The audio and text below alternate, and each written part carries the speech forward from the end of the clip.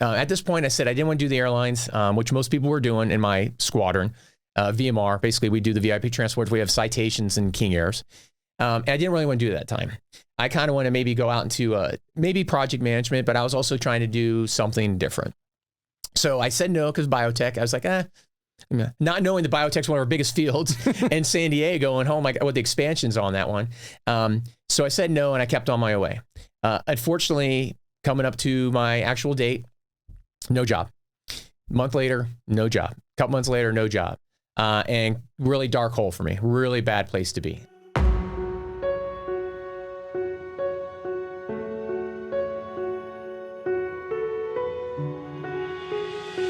This episode is brought to you by Trident Coffee, the veteran-owned brand where every sip inspires you to live life full steam ahead. I've been drinking their coffees for a while now, and I'm glad to partner with a company whose products I use. At Trident, they're more than just coffee, they're storytellers. Crafted by veterans, their instant cold brew is perfect for those who serve, those who have served, and anyone who values wellness. Featuring natural ingredients like organic mushrooms, adaptogens, and nootropics, it's more than just a morning pick-me-up. It's your new wellness ritual. Enjoy it at home or on the go, wherever your day takes you. Trident Coffee isn't just about great tasting coffee. It's about empowering you to be the healthiest version of yourself. Because great veterans make great citizens. Try their instant cold brew today, along with many other coffee products, and taste the freedom of wellness. Remember, when you choose Trident, you're not just choosing coffee, you're choosing a path of connection through health and wellness. Head on over to tridentcoffee.com and use the promo code TDP15 for 15% off your order. Again, that's TDP15 for 15% off your order. This episode is brought to you by Softfleet, a tactical fitness company founded by special operations soldiers. Softfleet is dedicated to helping you achieve a healthy lifestyle. From expertly crafted training programs to high-quality proteins, pre-workouts, and sleep and recovery supplements, they've got everything you need to power through your day. Softfleet also has a full line of clothing. They have you covered from shorts to cold weather gear. Embracing the motto, Die Living, Softfleet inspires us all to embrace life with vigor and resilience. So take the first step towards a healthier you. Visit softfleet.com, that's SOFLETE.com, and use the promo code TDP2024 to get 20% off your order. Again, that's TDP2024 for 20% off your order. Hey everyone. My guest this time is a retired Marine Corps major. As a young boy, he decided he was going to go in the military and he was going to become a fighter pilot.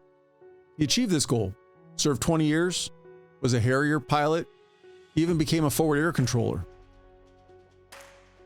Today, he works as a pilot for a commercial airline. The thing with him, though, is he was preparing for his transition, but his transition out and the subsequent job hunt was less than a smooth landing. He struggled, but he kept pushing forward. And today, he's successful. He's also one of the co-founders of the Veterans Beer Club. It's a group that helps other veterans plan for and prepare for their transitions. I know you're going to enjoy this conversation, so let's get into it. Here's episode 163 with Phil Kendro. Where I was thinking about, though, about the work you're doing today and the transition piece of it. But you mentioned like the other day when we talked on the phone, you had to drive to Burbank for a flight. Is that common for you to have to? Pretty much every trip, because we fly out of 4 different airports. We fly LAX, we fly Burbank, we fly Orange County, and we fly Ontario. And so our trip is always going to start from one of those 4 locations. And so, yeah, it's basically you have to get there, and the Burbank can be an hour and 45 minutes. Luckily, there was no cops on the road that day. But generally, it's about 2 hours to 2 hours, 15 minutes. But if it's a bad day, it's 3.5 hours. So, and what dictates that? Because having flown many times growing up and even today, you always hear the captain saying, or the stewardess when they're on the PA announcement, thank you for the crew that's based in whatever city. So you I would imagine, tend to work with the same crew most times. Never. No, just about never, actually. Okay. So we're 17,000 pilots and about 60 to 8,000 flight attendants. And so you might have this last trip, it was a busted trip. So I started off with the first officer who was starting with me, he's LAX based. Next guy was a Denver based guy. Next guy was like a San Francisco based guy, because the trip just got split up somehow. So I was the same captain, but I had 3 different first officers on a 3-day trip. And everybody learns SOP. you all go to United and everybody does the exact same procedures, exact same emergency procedures. And so that way, when you get in the cockpit with whoever you've never met before, they're going to do the exact same thing as the other guy or girl did beforehand. When you get into that rotation of the 4 airports, can you pretty much bank your schedule on where you're going to be out of, or is it random? So there's 2 things. You either get a schedule, you get a line, is what they call it, or you're on reserve. If you're on a line, then you know what airport you're flying out of each time. It says, next week I'm flying these 3 days, I'm going to fly to these airports, and the next day I'm going to fly. So if you're on reserve, though, you don't have any say really on that one. You don't know. So I'm going to be on reserve like starting next week, and I'm going to have 2 days, and they could call me and say, you're going to fly out of LAX tomorrow, or you're going to fly out of Burbank tomorrow, or you're going to fly Orange County or something. So that's going to be hard scheduling all that. It is, it's big algorithms. So it's funny because a lot of our captains are, they get frustrated like, oh my God, why is that? I'm like, don't try to figure out the algorithm. Just don't try to figure it out. I was just thinking more for just your life, kind of the almost the unknown of it. And then you compound it with, oh, and by the way, I've got an ad, a 2+ hour drive just to get to the airport. That's the worst part of it. I mean, honestly, the flying part is, takeoff and landing, could be bad weather, have to deal with that type of stuff. But honestly, it is pretty painful. But some people commute too. So some people may actually fly from airport to the airport where they're starting at. And a lot of people choose that because in the airlines, you can live anywhere in the United States you want to, but you have to make sure you can make it to that on time. And so some people, they'll basically fly in the night before maybe, or they'll fly that morning in, and they might have been in the airplane for 2 or 3 hours before they even start flying that day. So we've already talked a little bit about what you're doing today. Let's take it all the way back, though. For you as a young boy, where's hometown? Where'd you grow up? Where were you born? So born and raised just outside Washington, D.C. Fairfax County Hospital was where I was born. Was raised mostly in Reston and Herndon, Virginia. Parents split up when I was about 5 years old. And so every summer from the age of 5 to 18, they would send me down to my grandparents' place in Jacksonville, Florida. It was a little combination of making sure I actually had a real family life. I had a mom and dad, my grandpa and grandma there. They were big about discipline. Grandfather was a Navy chief veteran, served in the Korean War. And I think also, though, is because both my parents were probably partiers a little bit. So it wasn't bad to send me away for the summer. They had 3 months of freedom to go and do whatever they wanted to do. But that was very influential for me because starting with that with my grandparents and my grandfather really instilled a lot of service and dedication to country early. Like one of my favorite photos of me, like 4-year-old kid saluting the flag out from my grandpa's place. And so that was really early embedded into me about like, hey, when you are old enough, you want to serve your country. When you're 18 years old, you want to go and sign up for selective service and register to vote. I mean, I remember that my birthday. That's what I did. I went to the library and I registered for all that stuff in Reston, Virginia. So that was me going to Herndon High School, got into track. So got into running a lot, which was good because that's one of the things I think that keeps me still today mentally and physically somewhat fit is that type of stuff too. One of the things that really stands out to me, though, is I know you kind of joked about it, that your mom and dad were a little bit of partiers. So, hey, let's send them away from the summer. Neither one of us have to deal with them. But being divorced, but still staying on that same page of the importance of family and kind of keeping that ingrained. That's kind of cool to think that your parents were at least working together with that aspect of it. Yeah, it's interesting because once we got initial off the shock of the divorce, it just seemed like that was normal. I went to my mom's house and I went to my dad's house, and that's how it was. And then at some point, probably not even before I was 10 years old, I'm like, I don't know how those two were ever married in the first place. I've never said that about my parents either. But I mean, I love them to death. My mother passed away a number of years. My father's still alive. Actually, my mother passed away 2 weeks before my son's birthday, or was born. So that was quite a roller coaster of emotions over that 2-week period. But no, it was something, and I appreciate as I got older, I'm like, they needed some free time too, because it's tough as a single mom when I was there. And we were a low income family. We were not rolling the dough whatsoever. My mom could have been on food stamps, but she said, I'm not going to do that. I'm going to keep working hard enough that I'm not going to have a reliance on the government for anything. And I think that's also a lot of the stuff that I believe in now too, is about that work ethic, just to keep on going. Brothers, sisters? Half brother. When my dad remarried, have a half brother. They all live now and think they just missed the hurricane. Fortunate for them. But I'll tell you, my stepmother is probably is the grandmother of our kids. I mean, she's absolutely amazing. Mama Dia is what they call her as their nickname for her. But Lori has actually been like instrumental in our family because when I was deploying, she would come out and take care of the kids with my wife. When my daughter was born, I left and she was only 4 weeks old. Lori came and helped take care for a month or two because my daughter was a pretty tough cookie early because she was either eating, screaming, or sleeping. But now she's a beautiful 12-year-old now. As far as your parents, what did mom and dad do for work? Dad was a marketing exec for Washington Gas and Light Company, which was pretty funny because he also was the head coach for the women's softball team. So they had some fun parties sometimes. And my mom was a phlebotomist for a while, and then she took it as executive assistant for a real estate company, construction company, excuse me. And so, both hardworking, both gone a lot of times, was definitely the latchkey kid, more so than I think that we even see for a lot of people nowadays. In some ways that was great because I learned to cook by myself with my grandmother on the summers, and I'd come home and I'd cook because my mom wouldn't be there necessarily, would clean.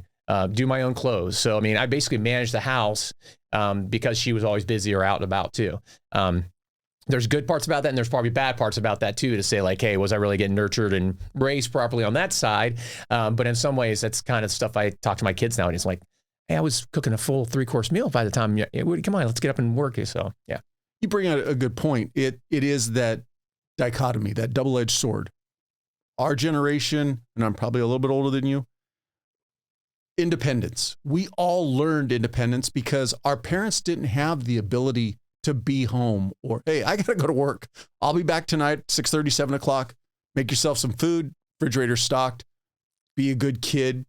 On the flip side, though, like you said, what the kids get today is a lot more of that interaction with their parents from a more not personable, but almost the development of their emotional side, where we didn't get a lot of that. You were on your own and figure it out. Yeah, but one of the things I would say though that I think we did have also was the fact that like we were not, you had this schedule every single day and you've got this sport into this sport into this sport, and I'm going to transport you over there to Timmy's house or something. It was free reign. Yes. And it was when a lot of times like, okay, hey, once the sun goes down, I want you home for dinner. Right. And so I think we do miss out on that, about that free play.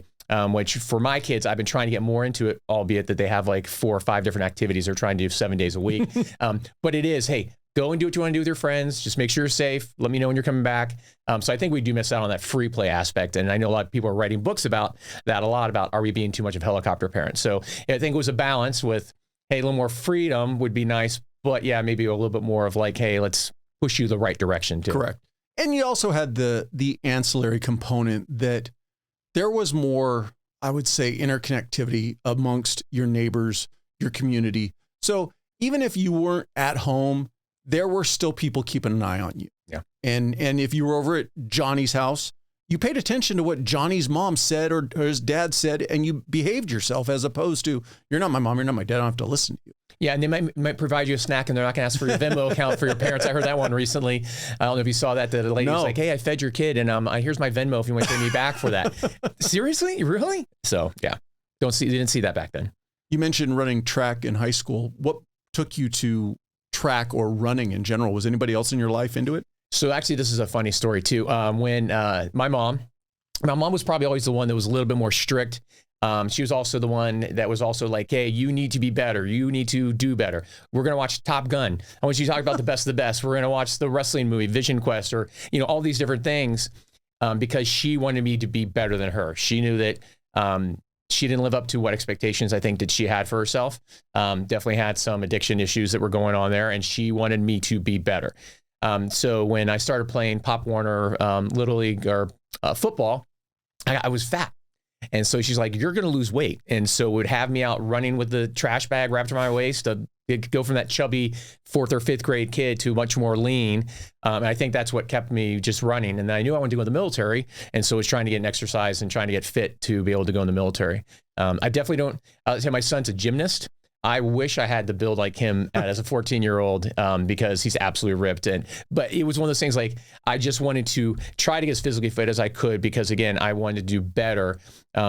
From my grandfather saying, hey, you go in the military, from my mom saying, I want you to do better than what I did in life type of stuff too. I think about what we were just talking about, though, parents today. A parent would be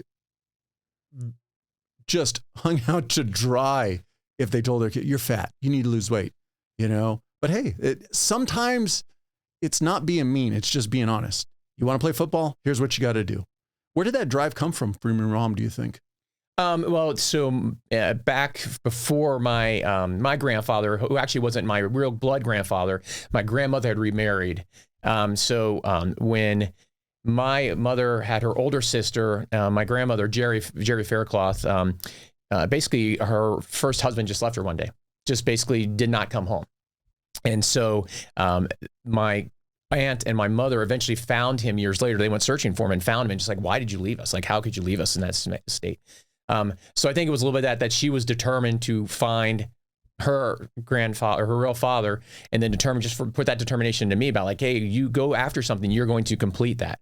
So I think that's where that came from. And then again, she was able to have that self-introspect, that self-look at herself and say like, hey, look, I didn't do what I should have done. I got to make sure my son does better. And even for myself, I know I've got stuff that I haven't necessarily excelled in what I want to do. And I'm already looking at my son and daughter and be like, hey, how can I make them better human beings, spiritually, physically, mentally? And that's something that both my wife and I are definitely in agreement on. Any service in your family other than your grandfather, you said was a retired chief? One of my uncles was in the Army, National Guard, and he was a big cook. So that was another thing. I love cooking, so it was always appreciate when he wanted to cook and learn some more stuff from him. That was pretty much probably the biggest instrumental person in my life as far as military service, definitely my grandfather. Actually, what's going to be awesome is I got a plaque for him that I'm going to be putting up at Mount Soledad. Just got to get it finished up, and he'll be one of almost 7,000 plaques we have up there. And I'm excited to honor him, as well as I'm going to honor him come Veterans Day, because we're going to honor our Korean War veterans up in Mount Soledad that we'll talk about later, I'm sure. For you and growing up with your grandfather and that influence, how early in life did you know that military was going to be your future? I have pictures of me at 5 years old wearing his uniform. And like I said, 5 years old, saluting in front of that flag. So I think that was very early. And I remember people asked me, what do you want to do when you grow up? And I said, I want to go in the military. Originally it was in the Navy, got an ROTC scholarship to Penn State and then switched to the Marine Corps at some point. But it was super early. Like I know I wanted to fly, when I was in elementary school. And it was pretty awesome because I go back to these high school reunions and it'd be like, hey, what are you doing? It's like, wow, you're doing exactly what you said you were going to do. And so that was early, 5 years old. No deterrence from mom or dad as far as you going towards the military? Well, like I said, mom was more of the strict, let's go, let's go, let's go. My dad was always like a little more afraid, like, oh, you're going to play tackle football, you're going to get hurt. Oh, it's going to be dangerous. What are you doing? Even today, he'll be like, what trail you did? Are you going to fall off that mountain? Like, what are you doing? No, it was definitely my mom probably putting the heavy core. But then my dad was proud of everything it did, but it was definitely probably my mom pushed me a little bit more on that one. What did you do as a kid growing up with those visions of wanting to go towards the military? Anything specific that you did to further that, or were you just focused on, I'm just going to get good grades so I can get to that point? From the funny to actually the prudent stuff I'd use Legos. I was a crazy Lego guy. So I'd build stuff out of Legos, fighter planes, spaceship stuff. Used to have the spaceship manual, not spaceship, the space shuttle manual. And I would study that. And then I would basically practice like how they would do that in the space shuttle or something like that. And then funny was I play video games. There was an old stealth fighter video game that you would play. And so I would be able to identify, okay, that's that aircraft, that's that aircraft, that's that aircraft. Watch the old Discovery show Wings. Loved Wings. I could watch that like multiple days a week. So I was trying to educate myself to make sure I knew better. I went to something called the Civil Air Patrol. So what they do is when an aircraft goes down and they're searching for aircraft, they go out and try to find it. So I joined the Civil Air Patrol, and that was great because I'm working in exercise and cleaning somebody's window on it, fueling them up. And they're like, well, are you flying? I'm like, I can't afford to fly. I don't have the money. He's like, if you come down to Hampton Roads, Virginia, near Norfolk, he's like, I'll teach you to fly. And when I was 17, and this would have been the January 1991, I went down there and he taught me how to solo in a weekend. And that was awesome. So I was hooked on flying. Get in the airplane the first time, I'm like, oh my God, I can't hold it straight and level. I can't go the same direction. I can't hold the airspeed. I'm never gonna be able to do this. And then by that end of that weekend, I was in the airplane flying by myself. So that was pretty awesome. So did that. And as well as I did ROTC in high school. So I did 3 years of that, was like the executive officer, the second in charge of the battalion by the end. And because of that junior ROTC time, I was one of two people that got a 4-year ROTC scholarship to college that brought me to Penn State. So all of those stuff, and my grandfather was excited to see me in uniform. It was the Air Force Air Patrol uniform or the Navy JROTC uniform, which you look like a little South American dictator because of all the medals you have over there. They got to keep you motivated. Oh my gosh, it's ridiculous. It's ridiculous. I look back at those pictures and I'm like, what were you doing? But those were all the things, that anything from like, hey, I know how to identify an F-16 versus like an Su-35, or hey, I'm building this because I love being being with my hands and creating something, or the fact that marching and doing all the drill that led me into when I get to college and I start doing those drill teams. Like, how do you know do this? Well, I was doing that JROTC. Where does the desire to fly come from? Top Gun could have been something that was instrumental, I'm sure, for many. I mean, that was the greatest recruiting tool the Navy had in 1986. It could be a recruiting tool today. Yeah. I'll still say that. It's the volleyball scene for you, isn't it? Oh, of course, of course. No, it might have probably been that, but honestly, I loved going to air shows. I remember going to the Andrews Air Force Base Air Show with my dad. So that was early. Probably was like about 7 or 8 years old, like seeing that. My grandfather was just he was whatever I would do in the military, he was excited for me. But to get aviation, I think that it was those air shows, it was the movies. It's a cool factor, flying pointy nose jets and everything. I had a picture. Actually, it's kind of neat because I had a F-18 picture signed by the artist that I had gotten probably in elementary school on my wall. And now my son's like, yeah, I'd like to have that on my wall too. So yeah. Nothing ever at any point, not in a negative way, but nothing ever kind of made you rethink it or possibly pivot away from that? Or were you dialed in? Dialed in the entire time. Nothing ever is going to push me away from that. I think also the guarantee that, hey, I'm going to have a paycheck. Hey, I'm at least going to be signed up for a number of years unless I really screw something up really badly. That guarantee also was a little bit of security, because my household, we didn't necessarily have that security because of coming from that low income, where this one, okay, I'm going to have a paycheck. Might not be a big paycheck, but at least I will have a paycheck and I'll have a place to stay. So those were things for me that I think did build some security in. Any hiccups or hurdles getting through the selection process to the academy? Penn State, actually. So I went to Penn State University. So I actually had fun in school. So not like the Naval Academy folks and stuff, but no, I got the 4-year scholarship. Penn State was one of 3 colleges I looked at. Got accepted there. I was very fortunate and got there and had a great time. Lived in the dorms, lived in a fraternity for part of the time, lived in an apartment for part of the time. I was a non-drinker in high school. I used to drive my friends around who were drinking, so make sure that they were safe. I had a girlfriend that would drink sometimes, and I hated that. All of a sudden, I went to college, fell in love with a girl, but she had a boyfriend, so I had to be good and decide to have beer one night. And so so then my grades weren't necessarily the best in college, so that was a little bit of hiccup, unfortunately. And then when I wasn't sure if I was going to get picked up from the Navy to the Marine Corps option, am I going to drop out of college and go enlist because I really want to go to the Marines now? That was something that looked at. My mom's like, you're staying in college, get your grades back up. You're going to get that Marine option. And I did. And so that was probably the only hiccups I would say. And that's stuff that I tell people, man, like, it's like, hey, that's fine, you want to party, but that education part is so important. And it was interesting when I was on ROTC that some of the guys that were prior enlisted who then came to college, they were much mature about the fact of like, they knew they were there to learn and not to screw it up. And I apologize for this because you did mention Penn State. Where I was going with it is, did you examine the academy route first and then opted for ROTC, or was going towards an academy never on your radar? Yeah, I actually looked at the Naval Academy. I went through a leadership course there through JROTC. There was like a week course that we do there. It was awesome. Get to see the campus. Not too far from where I grew up, an hour and a half-ish. I was the alternate for the Naval Academy. The other guy, I can't remember who it was, but basically I was the alternate, so I didn't get picked up for it. But honestly, for me and what I got to learn socially and everything I've seen from some of my academy buddies, who bless them, love them to death, Brian Grana, good friend of mine and stuff like that. But I was really glad I went to Penn State because I'd see these midshipmen come up to Penn State on the weekends and just talk with them. I'm like, man, that sucks. I'm like, because I still have a life.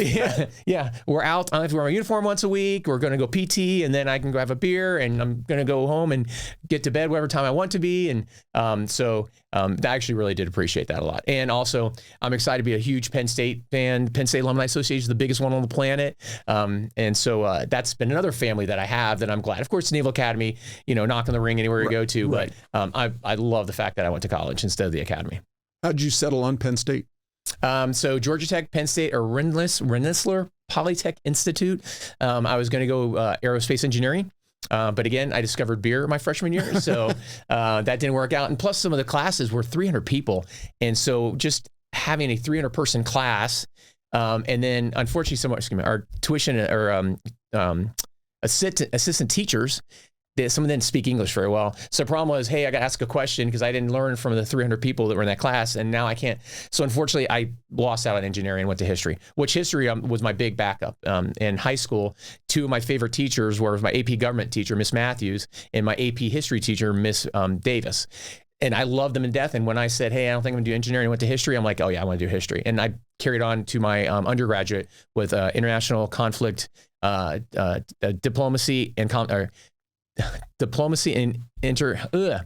conflict and international diplomacy. It was my master's. And so I really like that history and all that politics and the government type of stuff really interests me. For you going through the ROTC program, it sounds like you led a very structured and regimented life. And obviously you got a little bit of it through JROTC, ROTC, but when you actually got into the military, how was that experience for you?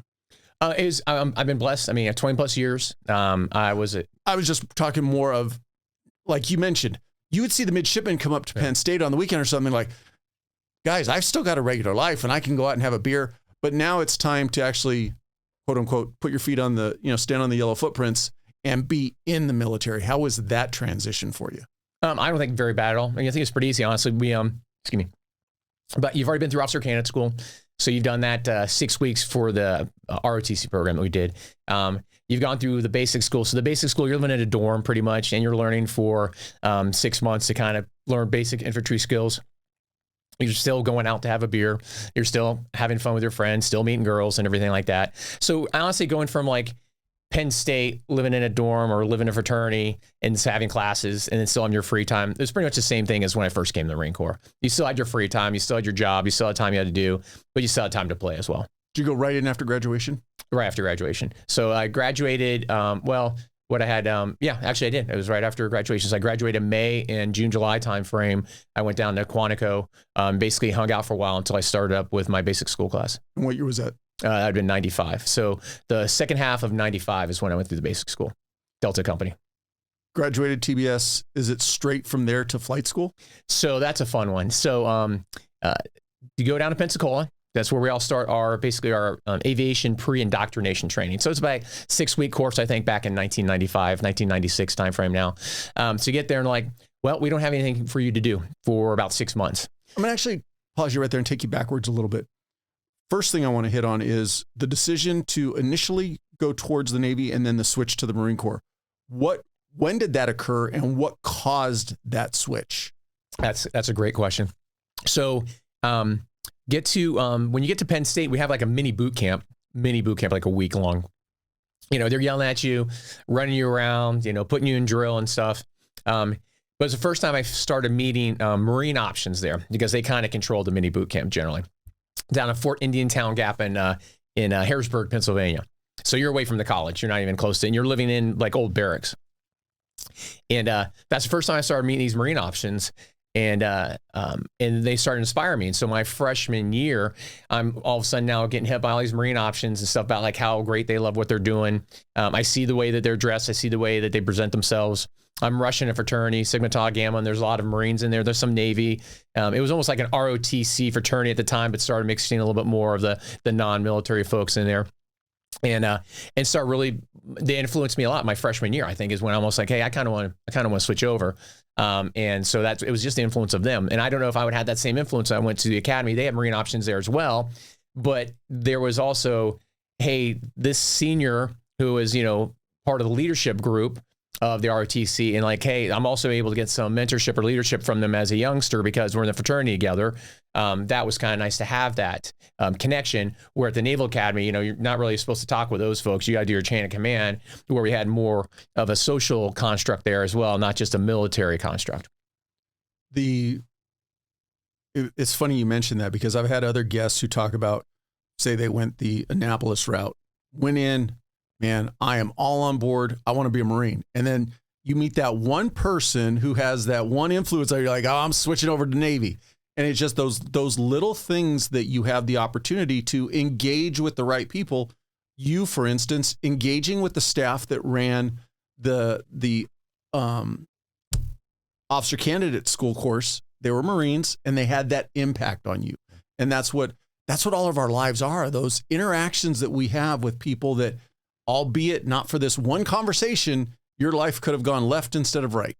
Yeah, Matt Dalkwitz. I remember the name. He actually was my big brother for my fraternity, but he was also one of those guys screaming at me at Fort Indian Town Gap, saying like, Kendro, you're going to be a general someday, like you're so motivated, blah, blah, blah. Which I wasn't, of course, but that's okay.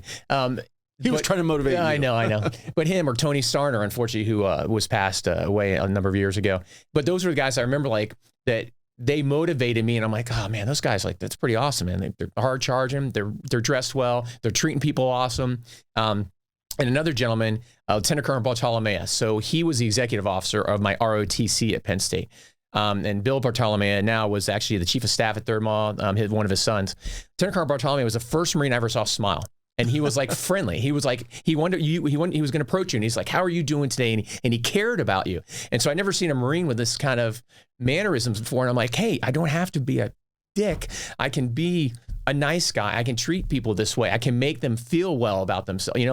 And having him was another influence. And as the Navy side of ROTC, I'm like, that's pretty awesome. I've never seen that side of somebody like that before. So those were three people definitely influential, I'd say, my freshman year there.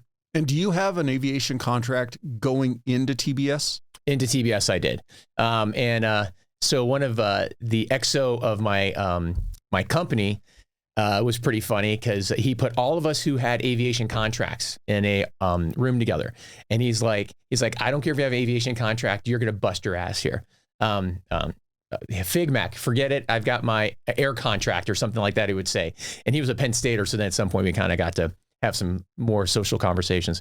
But that was definitely true. So then you had the guys running around with sunglasses on while we're doing our navigation courses because they're afraid of getting poked in the eye. But that was a real thing that they were saying, like, hey, I don't care if you got an air contract, you better bust your butts just as much as everybody else here that's trying to get an aviation or something else that they haven't necessarily been signed up for. But yeah, I mean, I was fortunate. I had the medical that passed, not by much, because I had a slight stigmatism at one point. And so luckily I barely passed and was able to get there and was excited about it. In the basic school, it's funny, recently I broke out some old boxes. I'm trying to clean up our house and found my old basic school books and all the drawings because I was like the cartoon guy doing our t-shirts and everything for us and reliving those days and still keep in contact with all those guys. So where I previously interrupted you, end of TBS, into flight school down in Pensacola, and you were saying some about that aspect of it, getting there. Yeah, so we, not getting there, but once we get there, we've got nothing to do. They basically say, hey, show up occasionally up at headquarters to check in with the Marines. We had Major Stedfeld. So Major Stedfeld, I think he's passed away at this point. He unfortunately had a number of things happen to him at the same time. He was an aviator, but then I think he had some horrible disease hit him. So he was grounded, going through divorce. I mean, just everything happened at the same time. So he became our leader that was trying to get us to study and do all this type of stuff. He's a little bit of a maniac, but he was getting us, hey, you're going to end up sit in this little T-34 cockpit that I got for you guys, and you're going to emergency procedures all the time. But that wasn't that often. And so all we're doing is hanging out on Pensacola Beach for like a half year, just doing nothing, trying to study a little bit, but then we're just waiting to go. And so unfortunately, all motivated, and now you get to sit and wait. So kind of the conversation I think a lot of us have, is like, hey, I'm going to get there. Okay, now I got to wait for everything. And so ended up like 6 months there, finally got to do our aviation pre-indoctrination training, then went down to Texas to start flying. Is it just a numbers game? They need to get a certain number of students before they kick off a class? Yeah. I mean, it's a whole thing. Unfortunately, you get the monitor that's trying to shove people somewhere, but they don't really know that person doesn't need as many people. And that's happened a number of times, unfortunately, with me. But it's one of the things that, you get down there, you have a whole pool of people, and they can only put people through the pipeline so fast. There could be weather, could be delaying the pipeline ahead of you. You just don't know. The aircraft could be broken down, which happened with me multiple times. So you just don't know what stops that pipeline from continuing to go. You mentioned getting your first flying experience while you were a young boy or a young man in Civil Air Patrol. Were you able to keep the flying aspect going on a private side through ROTC and everything else? Unfortunately, money-wise, it just wasn't going to be there. But what I did do prior to starting flight school is I went and finished and got my private pilot's license because I wanted to have a little bit of a up on everybody else, just to get those monkey skills before I got to the actual airplane. Because that's a lot that we have those young aviators because they have to learn how to navigate, to communicate, and fly the airplane pretty much all at the same time.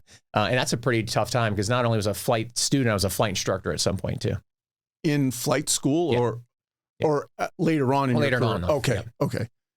Flight school, any issues? Get through that pretty easily? It was still pretty tough for me. I was behind the plane a number of times, but luckily had some good leaders that said, hey, you know what, we're not going to talk about that one. We're going to redo that one. I'm not going to down you or anything like that. You just need a little more time. And so I did have a couple people really help me out back there. Major Weisberger.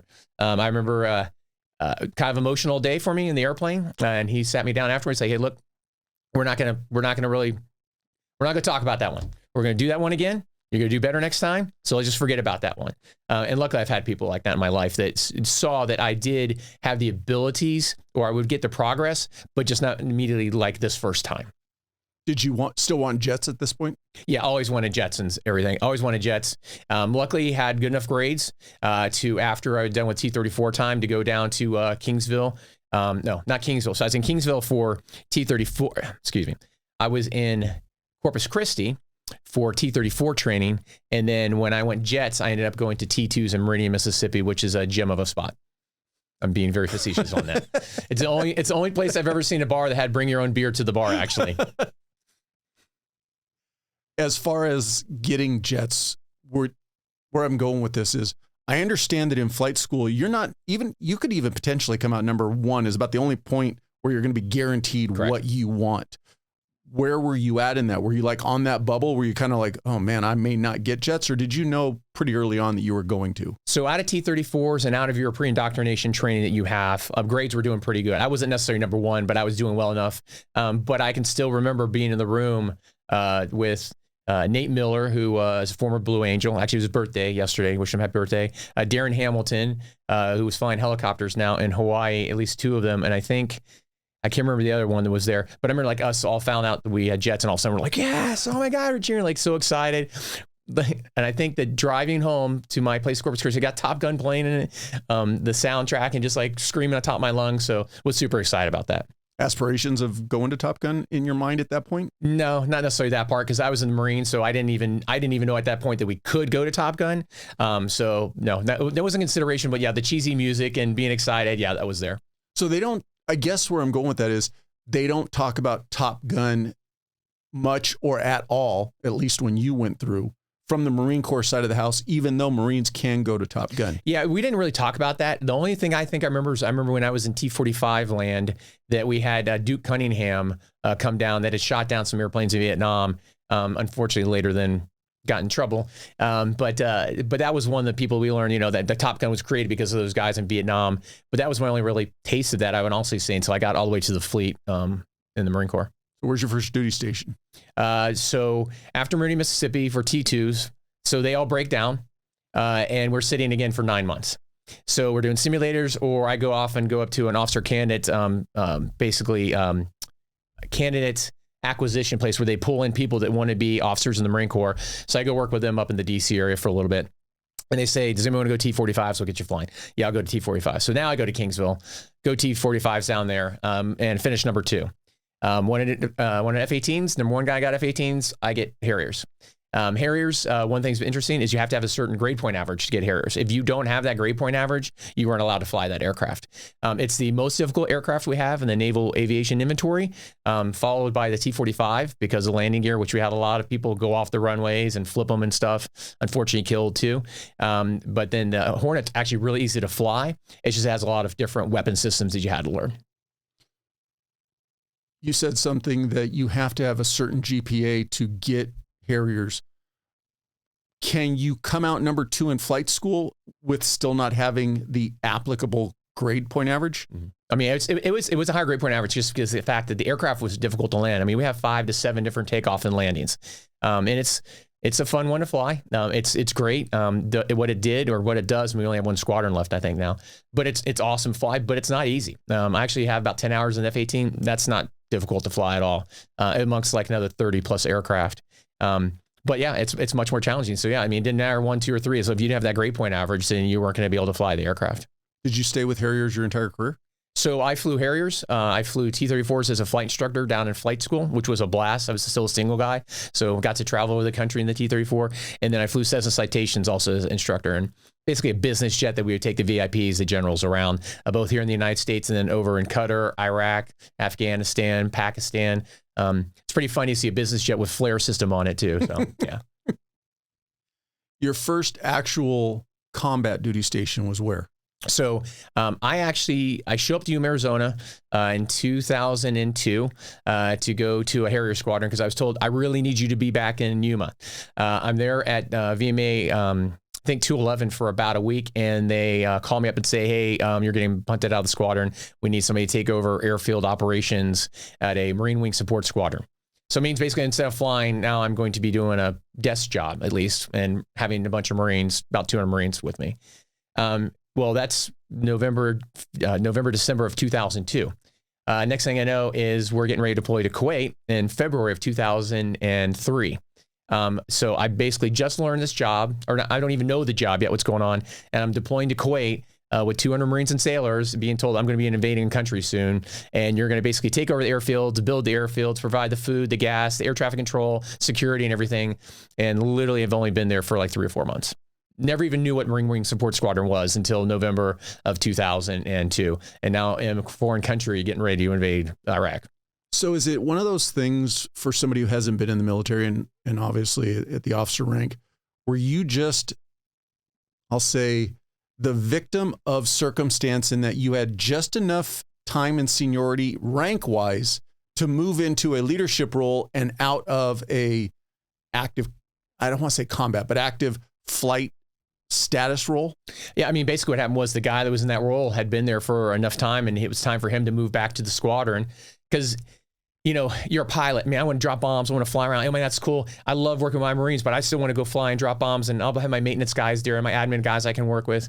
But so I first looked at it like it was a punch in the gut because I'm like, I just came back. You told me to come back, and now you're sending me over to this desk job. Now you're sending me over to Kuwait with something I don't even know what the hell I'm doing yet. But what became the best duty I had in the Marine Corps, the fact that had amazing Marines, educated me, did the right decisions, literally invade a country, take over 4 different airfields, bring everybody back safe, no injuries. And what we did was, and I'm there for 9 months on this first combat deployment. And it was amazing. These guys and girls took care of me. And it was interesting too, because I never worked a lot with women Marines and sailors, and they were right alongside of us as we're driving up to our different bases. And so that was one of what I thought was a punch in the gut became the best tour I had because I was being a Marine leader. I was on the ground leading Marines, and it was a great time. And I still talk with a lot of those Marines too. What was your favorite duty assignment during your time in the Marine Corps? Being a flight instructor for T-34s was a lot of fun. You know, we had I was living with 3 other Harrier guys. We kind of all were. So like I told you, the T-2s were broke down for about 9 months. That's why I went to T-45s. T-45s were broke down for a while. Go to Harriers. The Harriers break down for a while. And so that's when I'd be a flight instructor. So that was a lot of fun being a single guy, living with 3 of my other Harrier buddies in this $1 million mansion on the water in Navarre Beach area and east of Pensacola. That was great. The fact that I got to lead Marines in a combat zone in Iraq 2003, that was probably one of the best leadership experiences. And then finishing out here at Miramar, I had some great opportunities. I put the air show together. I was basically controlling of all the West Coast aviation flyovers, air show stuff, was doing that, tracking 450 aircraft, 17,000 people a day, working with the generals. Got to go to Afghanistan with an amazing general named Greg Sturdivant, who whole story about the Bastion attack and everything that happened with that in 2012. So that's when I finally had some of my great experiences. I had great leaders like Greg Sturdivant. I had great experience with invading country and bringing everybody back. I had fun, being a flight instructor and living on the beach and everything, which was a blast too. So it just depends. It was a lot of great experiences.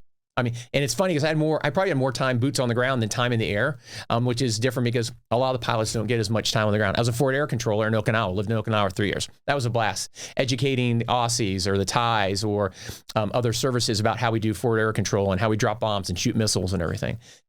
So I had a multitude of different experiences, which gave me pretty colorful background for my transition, because I had all these different, I wasn't just a pilot. I wasn't just a guy who did stuff on the ground. I wasn't just community relations and doing public relations for different things. I had a whole multitude of different things. So when I came out of the military, that gave me a real wide breadth of information, of stuff to do, not just say I can just do that or I can just do that.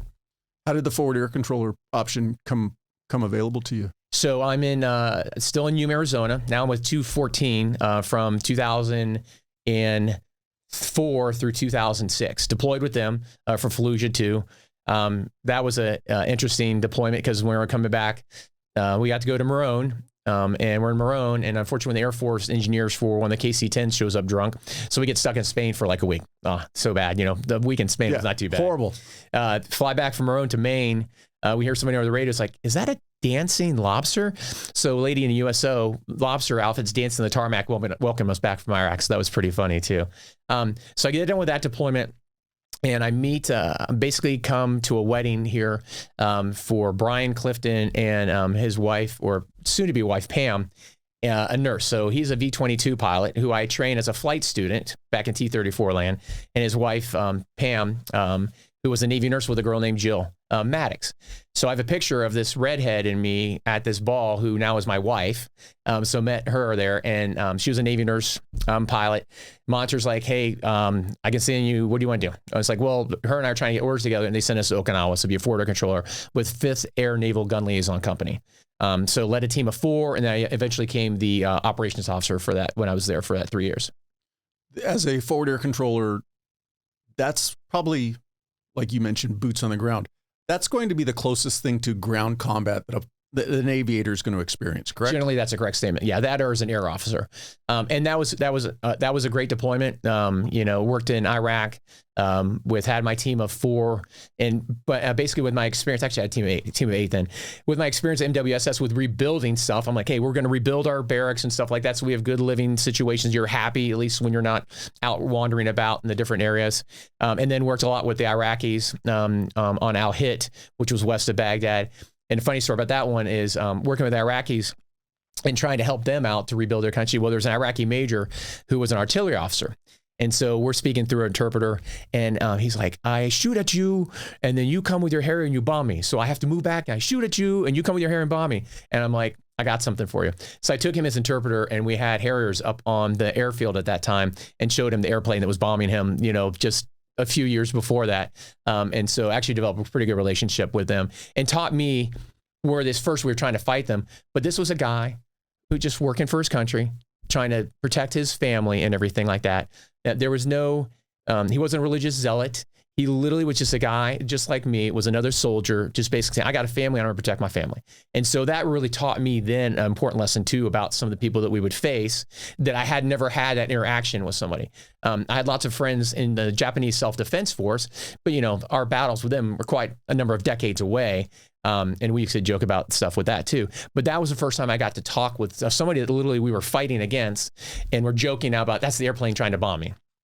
Did you get the opportunity to ever call in any type of bomber airstrikes as a forward air controller? No, I was, when we were there was only a couple of our units really did. One of the best things that I did I got to save some people, because I found one of the roadside bombs before one of our convoys got to it, which actually with some of my other people in my unit, they were coming down, and had our rovers were looking at, and I'm looking at the heat spotted. And I'm like, hey, that's something, guys, and stopped, and they did find out that it was a roadside explosive that would have gone off. So at least saved somebody. Did drop bombs, I think, once in the Harrier, but otherwise than that, not much else. I was just thinking in my head of, that's got to be a weird experience, especially being that close proximity-wise to, hey, drop that bomb over there, and please drop it where I need you to drop it. Yeah. We did have one, Australia, when we were doing practice, we had a laser guided munition kind of go off kilter. So that came a little bit close to some of us. That wasn't much fun. And that had been after, so there's a place called Delamere Range, which is south of Darwin by a couple 100 miles. And there's nothing, just wallabies as far as I can see, and took a team out there. And unfortunately, the year previously, that they had actually bombed one of the towers out there. Luckily, nobody was killed. But general's looking at me, he's like, look, if you screw this up, we're never going to be able to use these ranges again. And we had a close miss with one of our laser-guided non-explosive weapons. But otherwise, those were some of the more interesting experiences, I would say, yeah. Going back to the Harriers, you said there's, to your knowledge, or at least there's one squadron remaining. What's been the demise of the Harrier? It's not demise, it's just its time. The F-35 now is going to replace all the Harriers and the F-18s. So it's just a brand new aircraft. It's got much more thrust on it. So if it's a hot, humid day in the middle of the Persian Gulf and a Harrier wants to come back on board, we'd have to jettison our bombs, because the fact is we have enough thrust to basically land on it. Where the F-35 now, they can do that. So it's new equipment. It's more advanced equipment. So it's just that it's time to switch over to the new equipment. Going in, were you thinking, was your plan a career? Definitely. I mean, guys were getting at the 8 to 10 year mark and thinking about if they were going to retire or not, or transition or not. Some guys did. And I'll tell a lot of people that they don't think about the reserves a lot. A lot of my friends went reserves. They had a blast because they went in, like, let's say they went to airlines, but they were still flying on some weekends, flying T-45s or something like that, educating these students. So they were still getting the good pay of the airlines, steady life, and then they're having fun flying around the T-45s on the weekend. So I stayed in, but a lot of my friends who went reserves, I'm a little bit jealous because I know how much fun they had still flying the aircraft. Because, I mean, me now as a commercial aviator, I'm not going and flying in some cool jet anymore. I got my Airbus. I love my Airbus. It's fun to fly, but I'm not dropping bombs and I'm not doing low levels in it. Or if I do, I'm only going to do it once. Yeah, everything you can do once. Yeah. For you, was it a struggle to make it to 20? Or I'm sorry, how long did you do an even 20 and got out? Yeah, just pretty much 20. I topped out as a major. The one thing I will say is I don't regret the fact of retiring as a major, because I also wasn't afraid to speak up for my men and women sometimes. And I had to do that, and I had to stand in front of the CO, and they didn't like it. A couple of them didn't like it. I don't have a problem with the fact, but I was going to speak up for them. I was going to voice that opinion, because I'm never a yes man, nor do I want to ever be surrounded by yes men. So I definitely had a couple of COs that did not like that. Fully understand it. I can't say that I didn't make mistakes myself, that I needed to have a little bit kick in the butt sometimes. But there were certain opportunities when I had to be like, this isn't right, and I'm going to be the only person that stands up for it, and I'll take the punishment. Was there a rank motivation for you throughout your career, or was it just, it'll come if it comes, if it doesn't, it doesn't? No, I mean, honestly, I can say I was disappointed that I didn't pick up Lieutenant Colonel, because even after some of those, I had a lot of letters of recommendation from some senior officers.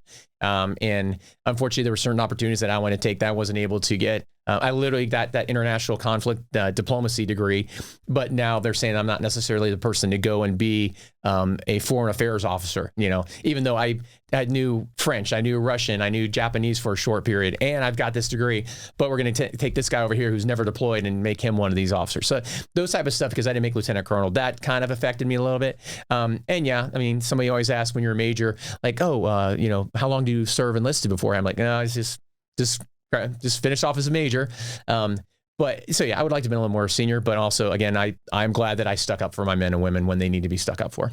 From your family's perspective, and you mentioned having younger, but they're growing up kids, were you able to kind of stay stable as far as your kids' perspective, or did you have to move them quite a few times? No, luckily they were pretty late. My wife and I married and produced late.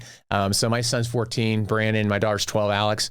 So they've basically been in the same house. My son we lived in a PB condominium for a couple of years, and I think that he was there for about a year before we came up into Rancho Bernardo. But they've also lived in that house now since 2011, so it's been quite a while. They didn't have to move around. I mean, a lot of families do, much younger families I see, because I moved at least 12, 13 times my time in the Marine Corps, but most of that was like the first half is when I was moving, flight school. For the time to transition, two avenues that I want to go down. First off, was there ever obviously there was the option. What I'm getting at is, did you consider staying beyond 20? Was there anything that could have kept you going, or did you know 20 is my out? Well, unfortunately, because of the seniority of only being a major, you have to be out at 20 years. Kind of like a gunnery sergeant. If enlisted side, you have to be out at 20 years. Okay. So that was coming. One of the things I think we're really good about in the military is leadership. We've got good and bad leadership. We can learn from that. One thing, and I was just having this conversation recently, is one thing really bad is mentorship. I was 15 years in the Marine Corps before I had my first Marine colonel come up to me and he started mentoring me. That was the first time I ever had somebody saying, like, what do you want to do when you grow up? What are your aspirations? What can I help you? What do you need to learn about? Like, it was the first time. So for 15 years, you got your career counselor saying, hey, okay, now you got to go to this duty station, or you have these leaders saying, hey, I need you to do more of these. But nobody ever said, like, what do you want to do? How can I help you? And so that's one thing I talk about mentorship. is trying out for mentor. So my first mentor, I'm over in Qatar, give me some advice. And then one of my bosses, Lieutenant Colonel Dan Lingman, he's 5 years before I'm getting out. And so this is 2019 what year did I get out? 2015 is when I got out. So this is 2010. Yeah, 2010. And he's like, I want you to go on LinkedIn. I want you to go to the San Diego Military Advisory Council. I want you to start going to all these networking events. And I'm like, sir, I'm still going to try staying. It's like, I don't care if you stay in. I want you to start building your network. I want you to start building your resume. I want you to start getting out and about in the community. One thing that was really good for me in Miramar is on the operations side, at the station, not the wing side, was you're out in the community a lot, for good and for worse, unfortunately. So the air show is a great example. There's so many leaders in the community that you're meeting with, elected officials, military leaders, business leaders. So there's a lot of networking going on. Well, the next thing I know is I literally just show up in Miramar. I'm there for a few months. And all of a sudden we get a phone call, an airplane's crashed in UTC. I'm the on-scene commander. So myself and Tony Gwynn jump in a car, rush out there to UTC. We've got our crash fire rescue guys helping to put out the fires. We've got, of course, the fire department, the police out there. And next thing you know, I'm in the center of the fact that an airplane just crashed and killed a bunch of people in their house. I'm a on-scene commander. Now, I was trained as an aviation safety officer, so lucky I have some background on that perspective. But to all of a sudden have the police, the fire department, the hazmat, media, everybody's looking at me, and especially the first responders saying, like, what do you need us to do for you? And it showcased to me in a horrible situation about like how San Diego is a community. They said, hey, we know we need to do something, and how are we going to make this happen? One thing is the media kept trying to get up close, and we're like, hey, you guys got to stay off because this stuff is toxic. I can't have you guys over here. So that was an early introduction for me into San Diego about how the community worked in a really horrible situation. But then out of that situation, I got to learn and meet a lot more people asking me, hey, what was going on there? We walked all of those houses around there saying, hey, we want to invite you to Miramar. I want you to come out because we want to make sure that you understand that this is a safe base. This was an unfortunate mishap that killed 4 members of the Yoon family, but we still want to be out there and still reach out. And so that really got me into the community a lot. So my boss wanted me to go in the community. This horrible situation sticks me in that community. The air shows, the more fun stuff gets me out of the community. And then the networking. So 5 years out, I'm full on networking, trying to meet and greet people, military, non-military, people that have no association with the military, to get some mentorship from, get some networking, learn about what am I going to do when I quote unquote grow up. 2 areas I want to go down. First, the most important one that's jumping out of my head. You as an officer from day one, you mentioned not getting your first real mentor until 15 years into your career. To that point, I guess I was mistaken in thinking that the military would be very good about help guiding your career. But it sounds kind of more like, hey, you're an officer, figure out where you want to end up as far as the progression of your career. Is there not that from the get-go of let's create a career plan for you? There's a career plan, but the fact is for us, it's okay, you're going to fly, now you're going to do a B-billet. You're going to fly, you're going to do a B-billet. Okay, which B-billet do you want to do? Hey, I got these spots open. I really want you to go over there. If you go over to that B-billet, I'll hook you up with something else on the other side. So I would say maybe I didn't necessarily have those people around me that were there. I know that I definitely helped mentor some of my Marines and sailors, but I just didn't have that advice. Like I wasn't afraid if I had a Lance Corporal in one of my groups say, what do you want to do? Like, what can you want to get that education? You want to go to college? What do you want to be an officer? You want to go fly? What do you want to do? But really didn't have that. But you did have your monitors saying that at the end of your duty station, hey, here's your options. What's your pick? Pick 1, 2, or 3. And let's see if we can get you to do that. They helped me by getting to Okinawa with my girlfriend, then fiance, then wife. But really nobody was they weren't looking at what Phil was going to be in the future. They were just looking, okay, what's Phil doing in the Marine Corps for this next 3 years or 4 years? It was very the next step or the next stone, as opposed to what would be a good choice considering 5 steps or 5 stones ahead. Yeah. And even nowadays, with some of the different groups, I'm sure we'll talk about, I'm asking like active duty, like yesterday I had 3 Marines up at Mount Soledad, basically for a membership appreciation day. Blue Angels are flying, it's a great time to have a beer, watch the Blue Angels and everything. And I'm talking to these Marines, they're captains. So they still got a few years left, F-35 pilots. Well, what do you want to do when you get out of that? What do you want to do? What can we do to help you? Hey, here's a group. If you want to get some more information, look this information up. Here's my card. Give me a phone call. Let's talk about stuff. So I think that's one thing that we get so much. And we saw this, I would see this in the Marine Corps when somebody said, I didn't want to re-enlist, or I didn't want to necessarily be a part of that group, or, hey, you know, I failed my family. They were just pushed aside. They weren't looked after, as opposed to, hey, all right, you're going to transition out of the military. What can we do to help you? Hey, do you need some days off? Do you want to do this? Have you heard about this course yet? That's the type of stuff that unfortunately I saw way too much, especially I'd say halfway through my career. Like, if you were going to stay in, okay, well, goodbye. And how I'm equating the other part of this to the first responder side of the house. So you're now the officer in charge at Miramar. I'm sure you probably got some training, but I'm sure the concept or the conversation of, if a plane goes down in the surrounding area outside the base, here's your checklist of what you need to do. I'm assuming it was probably trial by fire dealing with that incident for the first time. Yeah, I mean, aviation safety officer course is amazing. I used to be at Monterey and then was down in Pensacola. So go down there in Pensacola, do the course. It's literally like, how do you stress on metals and how can you analyze this and what caused this, and writing up the reports and everything. But no, not necessarily about crowd control or anything else like that. No. Fortunately, because of some of the previous experience I had, i.e. I worked with my crash fire rescue guys as we're invading a country, and knowing how those folks work and have a intimate, like, one-on-one relationship with all of these guys and girls, like, as we're doing this stuff, like, hey, I'm helping out. Like, hey, what's a fire hose? Let's go do this type of stuff. When I was there, I think that helped me here as well, and just being calm. Like, there's nothing going to help in a panic, and all of a sudden everybody's eyes looking at you. And so I think because of just trying to keep calm, understand the situation, and having literally the first responders have been looking at us like, what can we do for you right now? And there wasn't, hey, this is my lines that I'm going to do. These are the lines I'm going to do. These are the lines they're going to do. We're going to do our own thing. That really showcased a lot to me about the San Diego community. It's like, what can we do to make the situation better? And so for me, once they did that, it's like, okay, we need you to do this, need to do this. Okay, you need them to move. Okay, I'm going to move them over there. Which I got yelled at so I was the officer in charge of that scene, not Miramar, because there was a commanding officer.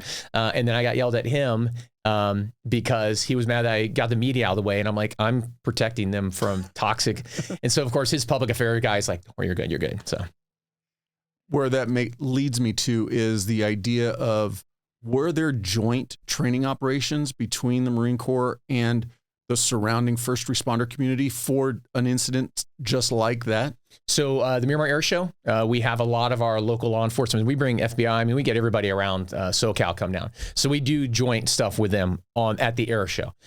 With CAL FIRE, we actually do joint exercise with CAL FIRE, and we have a memorandum of understanding with them when we're firefighting and stuff around here. But a situation like that, no, we haven't really done anything like that. And that's my next question is, from an incident like that, does that spur, okay, we need to make sure we're doing X, Y, and Z, so going forward, we're going to have regular meetings or anything like that? Not that I know of after that, really. I mean, that was a 1 in 100 million incident. You know, one of the elementary schools is named after a pilot that back in, I think it was the 60s, Ensign Hickman is coming back to Miramar. His plane basically was failing, and he was pointed at this school and basically moved it over and crashed it into the valley right next to it and killed himself.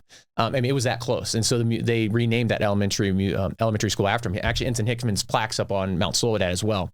This Marine that got out, I mean, he got out at the last possible moment, and unfortunately could not do anything. So no, we don't have any other training, but it really is a 1 in 200 million incident. Something like that's going to happen. I mean, there's 2 engines on those for a reason. Now F-35s have 1, but we've got certain precautions we use with those too. So yeah, from a risk management scale, it definitely rates as the low probability but high risk. Yep. You know, and obviously not happening on a daily basis, probably not happening on a yearly basis. But man, when it does, talk about something that can really get things from the skillet to the fire very quickly. Right. And I mean, again, the fact that Mr. Yoon lost all of his family that day. I mean, what can you say to him and everything? So that was that's traumatic and sad to have something like that. But for me, it was just amazing what the community did for the outreach, and the fact that we then went back to all that entire community, the UTC, and like, we're here for you. Like, we're trying to make sure you understand that this base is important, what we're doing is important, and that's not going to happen. When you had that second mentor start talking to you about, hey, get on LinkedIn, start planning for your transition, had you been thinking about your transition significantly at that point? Not at all. Not at all. And so it's an interesting one. So 5 years, people are like, wow, that's a really long time to start doing your transition. And I basically tell people, like, it better be at least 2 years. 5 years is not a bad idea, but it better at least 2 years. At least have a resume. At least start meeting people and asking them, like, what you think you can do. Because in that 5 years, maybe you get another degree. Maybe you get another certificate. Maybe you get, your black belt in Lean Six Sigma or something like that. Like, there's so many things you can do in that 5 years. When you get 2 years, it's coming up fast. So you don't have a lot of options. You're not going to necessarily get a master's or MBA necessarily. You may, but it's going to be real tough for you. There's some great MBA programs, MBV at USC program, but that's going to be tough. So why don't you start that 5 years and get all that other stuff to help you out? Coming to your transition, did you know what you were going to do when you got out? I can tell you my network was amazing. I had those military mentors now. I had those civilian mentors I was meeting with regularly. I was going to all those events, the San Diego Business Journal events, the San Diego Military Advisory Council events. Anything that was out there, I was going to it. Had a great network. So in February of, what year is it? 2015. It's February 2015. James Apezzi, who is the XO, also flew the citations with us. And so he's like, hey, I got a job for you. Biotech. You want to be a project manager in biotech? Up in Oceanside. I live in Rancho Bernardo, Oceanside. It's a little bit of travel, but I'm not, I really appreciate it. That's really nice of you, but I'm okay.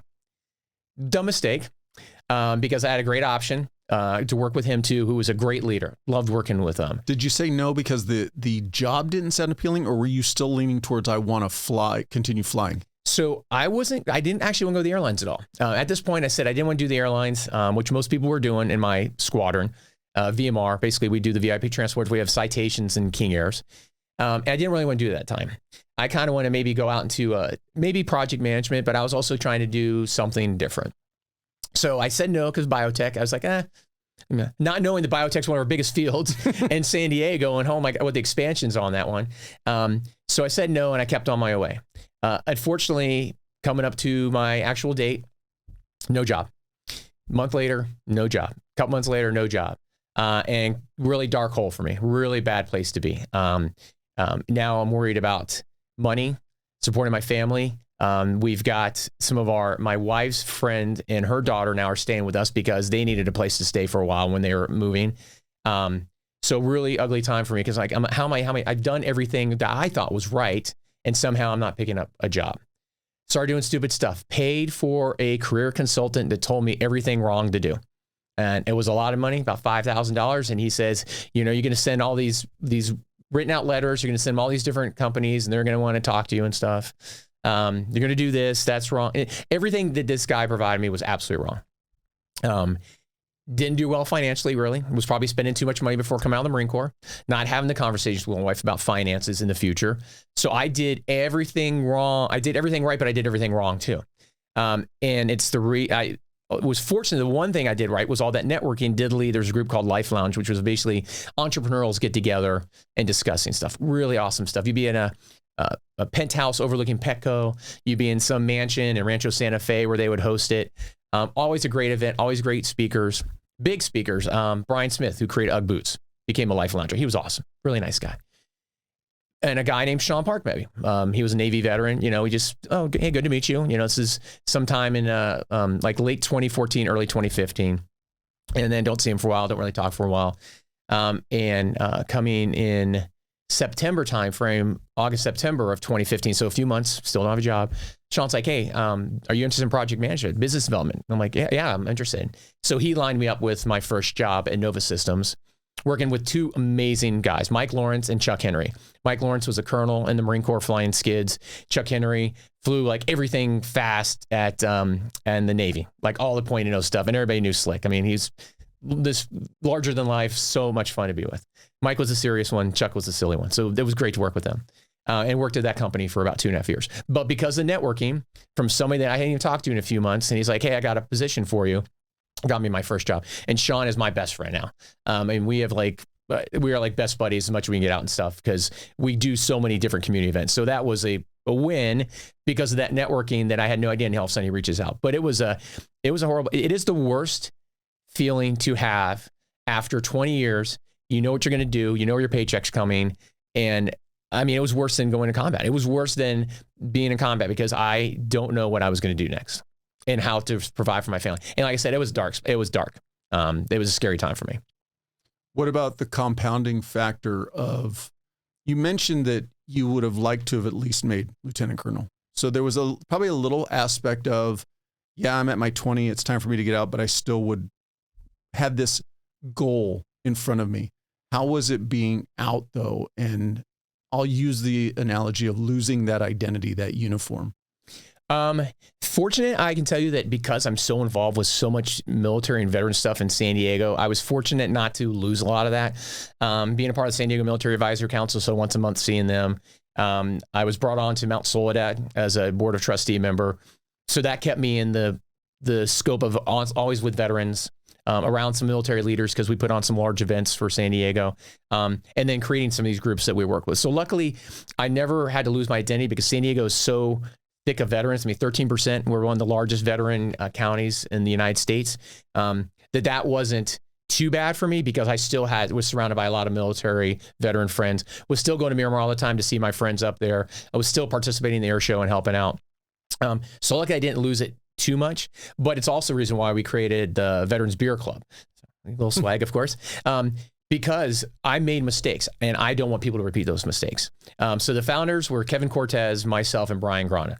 Kevin and I had really crappy exits out of the Marine Corps. It just didn't work out well. His mother, my mother had passed away a few years before we both transitioned. So that was affecting us.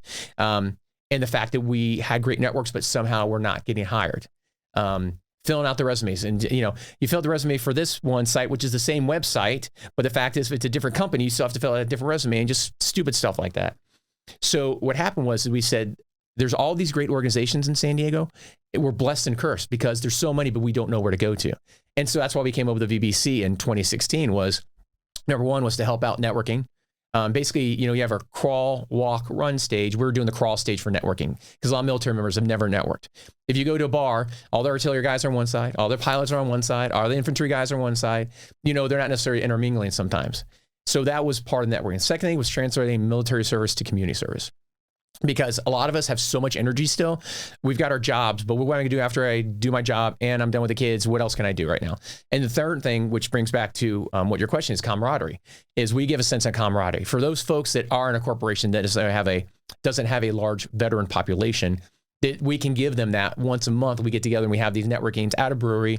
Everybody gets together. It's very informal. And so, hey, I'm wearing a red name tag because it says I've got a job to give. Hey, I'm wearing a blue name tag because it says I need a job. So they go talk to each other. So out of what I did wrong, hey, I messed up financially. Let me tell you what I did wrong. Hey, I didn't prepare my wife for what's going on and my mental state and all this stuff. Hey, here's what I did wrong. And so by giving those life lessons and admitting what we did wrong, we're helping out greatly and keeping that camaraderie. So these people in San Diego and in DC, and we have like 12 or 14 chapters that are active in the United States, that they have the ability to have this organization. Hey, there's a hiring event coming up. Hey, so-and-so is the HR director at General Atomics. You want to talk about General Atomics? Go talk to him. He'll tell you about the jobs. We connect in every industry in San Diego.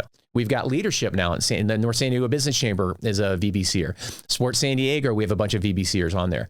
It's cool that these major organizations that are affecting the community in San Diego, we're part of that now. So it was a great, from pain to where we're at now, it's something that's a lessons learned that we're trying just to pass everything else that we did wrong.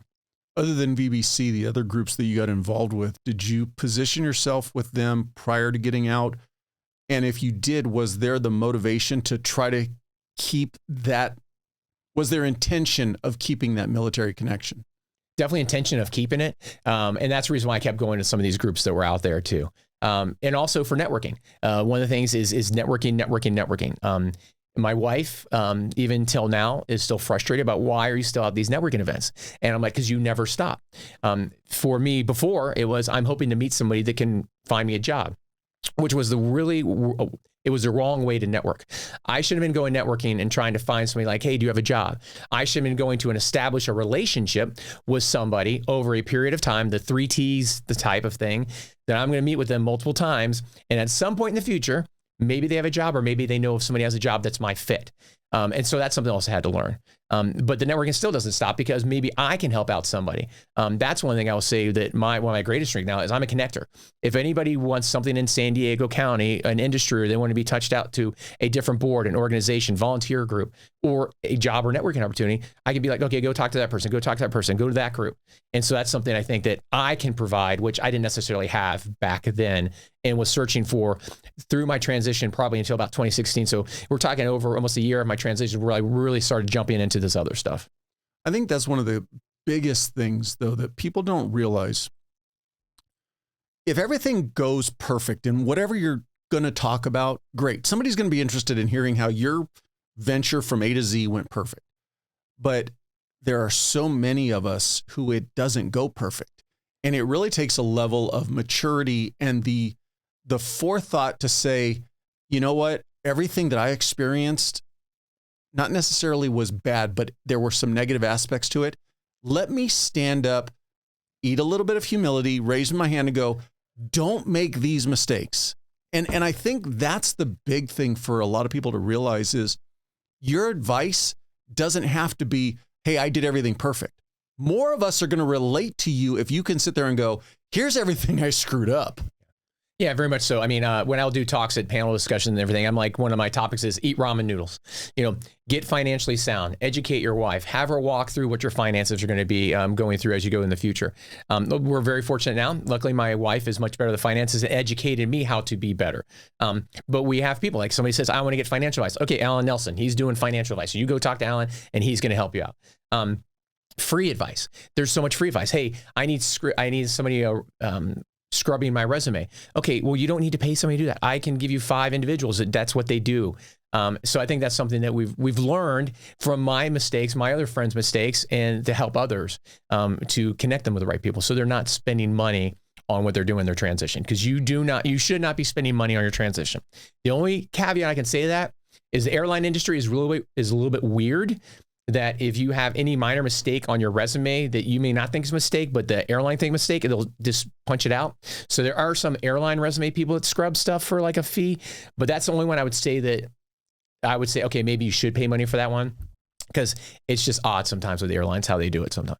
Well, and that ties into the networking aspect. If you get people who are in the industry that you want to get into, they're going to know those little things that if you're just trying to, forge that swim through the ocean on your own, you're going to make those little mistakes. So like you said, it all starts with establishing that network, but establishing it the right way, establishing it because you're truly looking to build relationships. And then from that, something beneficial might come from it. Again, that was a mistake I made. When I first started networking, I thought I was going to go there and find a job. It wasn't about finding a relationship, in which I know now, definitely. Again, the 3 T's. That's what I love that conversation. Like until you sit down those 3 times and have those personal discussions, they don't really know you. So why do you think they're just going to all of a sudden hand you a job?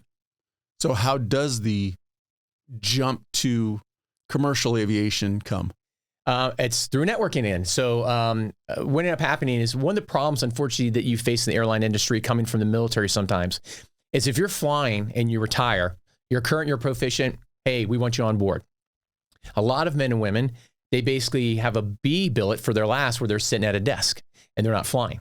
And so the airlines are like, okay, goodbye, we don't need you. Or you're going to go back through some course or have to pay money and have to go fly the regionals and fly something that's you're not going to be making that much money, and it's going to be painful to go through. I mean, God bless the regionals, but the thing is, it's painful. Just they don't get paid very much on that one, and the lifestyle can be very difficult. So luckily, what's ended up happening is one of my friends who's at JetBlue says, "Hey, I'll get you a meeting with the CEO, and we'll talk about it." And say, "Hey, look, here's the deal. In the Marine Corps, in the military, in the Navy, Air Force, whatever, you're out of a billet for 3 years. You jump back in the simulators, you jump back in the airplane. It's not that big of a deal." And so it brought me on to JetBlue because it was going to be difficult for me to fly. I was flying biplanes, doing aerobatics and formation flying and stuff, and fake dog fights and everything for fun for small business in San Diego. So I knew how to fly an airplane. This was after you got out? After I got out. So I know how to fly an airplane, and even flying upside down to other stuff is more difficult than landing a commercial airliner. But luckily went to JetBlue, and then from JetBlue went over to United. Been United now, captain for a little bit over 5 years. How are you enjoying the civilian side of things? It's fun. The Airbus I fly is a 319, 320, or 321 version. Love the airplane. It's a stick. So it's actually a fun airplane to fly. Being a captain, I absolutely love because I love working with my crew. I love working with the passengers, the gate agents, the mechanics, and going up and say, hey, thanks for what you're doing. You doing good out here today? Or the passengers, and get in front of them and saying, hey, thanks to our active duty veterans, first responder families, thanks for all you do. I love it because I get to interact more with people and make those decisions sometimes. I've had a couple of emergencies I had to deal with, both medical and airplane emergencies. Dealt with them fine because of the training. Like I said in our earlier discussion, everybody's trained that SOP. Even those emergencies, we are trained about what we're supposed to do. And so I absolutely have a blast. And I love to travel. I'm sure you don't want to land on the Hudson River, though. No, not on the Hudson River. I've flown over a number of times, though. But it was funny. So coming out of the Marine Corps, lots of deployments. My girlfriend, fiance, wife, she's dealt with me being gone all the time. Come to business development, IT company, I'm gone once, maybe twice a year. Wife's like, you need to get out of the house more often. So the airline industry actually was good for me because it affords me time away from home, her some time away from me sometimes. And so that actually has been a really nice balance. I love to travel. And I'm a historical site guy. So I go to a city, put on the running shoes, go around the city, see what the cool historical sites are, take some cheesy photos, send it to the kids. I can see a lot of cool places. I've done the same thing at somebody who's enjoyed running for multiple years now. That was one of the things I always tell people is, you get up early in the morning and go for a run, you find some really cool, maybe a little restaurant you want to try or something, just because you're out of your car, you're more engaged with your surroundings. It's a fun way to see a city. You're better than I am. I'm an afternoon runner. I can't do the morning running. I can't do the afternoon. If working out or anything, I got to get it done in the morning. If you give me the day to kind of get going and get all this, I probably am not going to come back around to it. That's fine. Yeah, I'm an afternoon runner because then you get done, maybe have a beer, chill out, relax. And now with a dog, pretty much have to go a couple times a day with him. So, what in your experience now flying commercial, what airport do you really enjoy landing at or flying into? Try to think about that one. We fly into some pretty short airfields sometimes. Burbank's pretty short. Actually flew into San Luis Obispo this past weekend, which was gorgeous. I love Denver. It's a big airport. But if I can get a 24-hour layover in Denver, I know I can jump in the car and go to the Rocky Mountains and go run around there and absolutely love it. For me, it's not necessarily the airport. It's more about the surrounding cities. One of the things that I get disappointed sometimes when my fellow co-pilots don't, we're flying that place is a hole, that place isn't nice. And I'm like, there's something nice in each one of these places if you go to it, if you explore. And a lot of guys or girls would just go to the room and they're done. They might be tired, might need a rest from the kids and the family and stuff like that. So it's totally understandable. I'm a go adventurer. So for me, I got to get out and about and see as much as I possibly can. So it's not as much I would say about the airport flying in. I mean, Burbank is definitely a fun one. Orange County is short. San Luis Obispo is short. But I'd say it's more about what the experiences I get in the city. Going back to being that little kid, and you're talking about going to air shows and stuff like that. And I think back from my side of it, growing up around the airline industry, like I said, my dad worked for American Airlines my whole life growing up. I remember those days before it was, and I'll use the term cattle car. Planes would go out half full, maybe even less than that. But there was always more of an interaction between the pilot and a kid. That whole thing of, here's your set of wings, come up, see the cockpit. What leeways do you have post 9/11 as a pilot to kind of give young kids that experience? Yeah, and that's a great question. So as long as that door's open, we're doing all of that. Before we take off or after we land, that door's open, and I'm out there greeting the passengers as they're coming off. The flight attendants are really good with us now too, getting the kids the wings as they come on if we're busy. But every single time, if a kid wants to peek their head in the cockpit, hey, do you want to come in? Do you want to sit? You want to grab the stick in here and act like you're flying your plane? Okay, Mom, you want to sit down and take the photos? So we do a lot of that. Honestly, I will say by far, there's not been once when somebody stuck their head in the cockpit and the flight attendants be like, hey, somebody wants to take some photos, and somebody said no, because we love that interaction and we want to inspire those kids to be able to do that. If it's their first flight, hey, that's an awesome thing. Let's make sure you get a picture with your baby on their first flight up here in the cockpit. So yeah, I mean, I've got my wings, I've got my trading cards up there. And anytime somebody pokes their head in, it is, I think that's one of the reasons why I do enjoy being the captain, because I kind of want to dictate that we are going to do that. And so it's fun. I mean, I do enjoy that because we're trying to inspire them as well. I mean, I'm going to be at their show this weekend and I want to see those kids get inspired. I want to get them inspired to want to do something that's awesome, like what they're seeing in front of them. Yeah, and I remember as a young kid, it never, not taken away from what you said, it never inspired me enough to want to be a pilot, but just that experience, and especially if it's your first time being on an airplane and you're old enough to recognize the grandiosity of it. Yeah, and you talk about the cattle cars. I do totally understand about that one, and so I communicate probably more than I need to. We're actually about every 30 minutes we should make an announcement. I'm going to tell you 15 minutes. Hey, just so you know, we got some of you parked behind us. We'll get them out of the way. Hey, our gate's blocked. We're going to get you moving here. Hey, just so you know, we're number 50 in line. There's a thunderstorm right now. It's passing the airfield. We're going to be here for a while. I'm going to turn the seatbelt sign off. Get up, stretch your legs. We'll make sure you guys get rest. We'll get some waters out and everything. So whatever you can do, make the customer happy. I had a 7-hour delay in Austin a number of months ago, but was out there every so often. Hey, just let you know, here's what's going on. Here's what's going on. And when we got off the airplane, and I think when we landed, it was in San Fran or LA, the pastor like, man, that stunk today, but we really appreciate at least you keeping us informed, because that made it a lot less frustrating of a day for us. And I get it from the business perspective. I saw that switch from the kid growing up where my dad would be like, hey, where do you want to fly? All right, let's go jump on a plane. We'd go to, I remember like 10, 11 years old, we flew to Hawaii one time, because you could easily, as an employee, just go get on an airplane, because they didn't have this mandate that, hey, we're not going to send a plane off until it's full. And obviously things changed. 9/11 completely changed everything. I remember as a kid just going in and hanging out at the airport, and you watch planes take off. All of that changed. And from the business perspective, I get that it costs money to put an airplane in the air. Let's get as many butts in the seats as possible. Yeah, there's not really per se a mandate, I would say, though, because I can tell you over the last few weeks at flying that my planes weren't always full. I mean, some of my planes weren't full at all. So it just depends on what time of the year. I mean, of course, during the summer season, everybody's traveling. So it's going to be a busy season. During Christmas, Thanksgiving, of course, it's going to be a busy season. But the other months, actually, it's not too bad. It's not tolerable. There are seats on the airplanes for those people who do that. I would like to do that more with my family. Fortunately, my wife works, both her main job as a nurse and a secondary job working in Alaveda with skincare stuff. But my son, 14-year-old, he's in multiple sports. He's in football, so almost every day of the week. He's in gymnastics almost every day of the week. And now yesterday he decided to go wrestling practice because the wrestling coach wants to bring him on. And he's in youth group with his church. Daughter's in dance and drama and all these other stuff, musicals and Girl Scouts.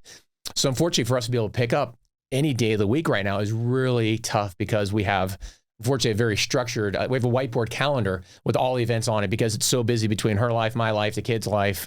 And so I'd love to do that more often, but unfortunately, and it's a good thing.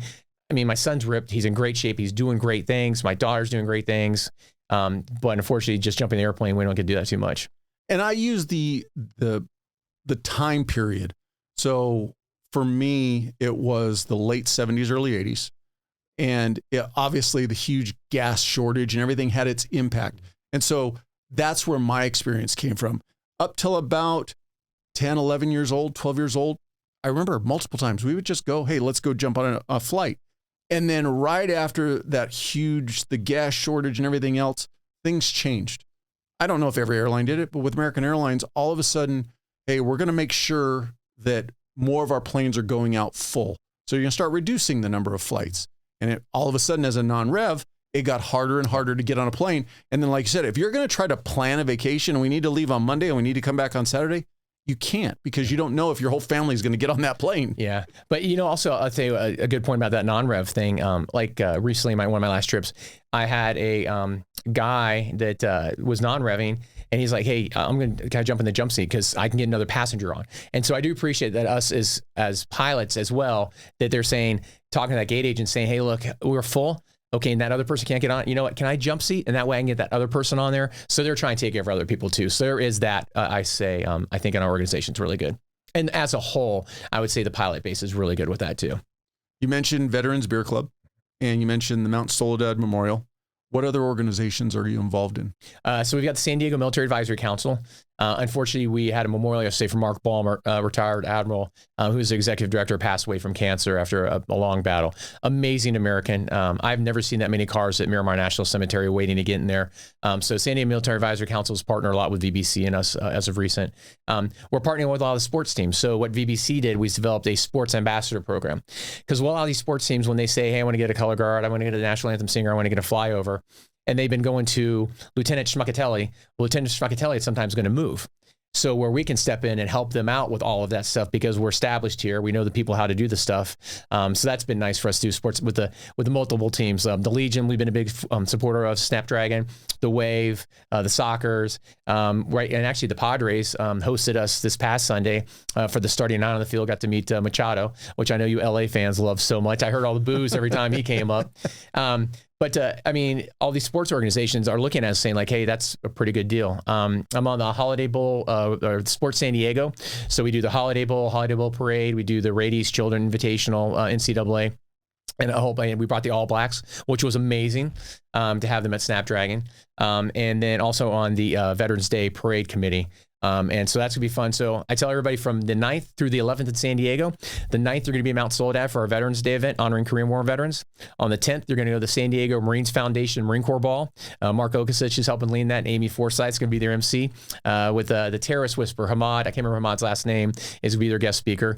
On the 11th, you're going to go to the San Diego Veterans Day Parade. Hopefully you're participating. And then you're going to go to the after party at the Intercontinental and Protector Brewery, which is right at the parade ends route, and going to have a beer and celebrate. A family-friendly event with music and everything too.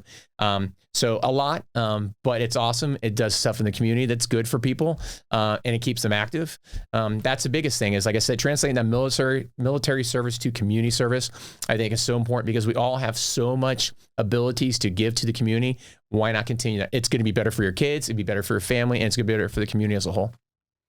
So 2 areas that I want to go down, and I can ask them individually, or I'll just throw 2 questions out there for you. Or you've already, and I appreciate you putting it this way. You made mention that you made mistakes in your transition out. Any last pieces of advice for somebody, just general transition, and then somebody who might be already have flying under their belt in the military and they want to go towards the commercial? You mentioned you could mess up a resume. Any other little pieces specifically for somebody wanting to go to commercial airline? For the first one, honestly, I would say you should become part of the VBC. I mean, you really do, because we do everything we touch every transition organization in San Diego County. So anybody, if it's 4-block, Onward to Opportunity, the Honor Foundation, I mean, Vet CTAP, ETAS, like all these different groups, we've either got people that are actually teaching those courses or they are friends of our VBC organization. Or let's say you want to get a barbecue caterer who's a veteran, or you want to get a plumber who's a veteran. You ask that question, you get an answer.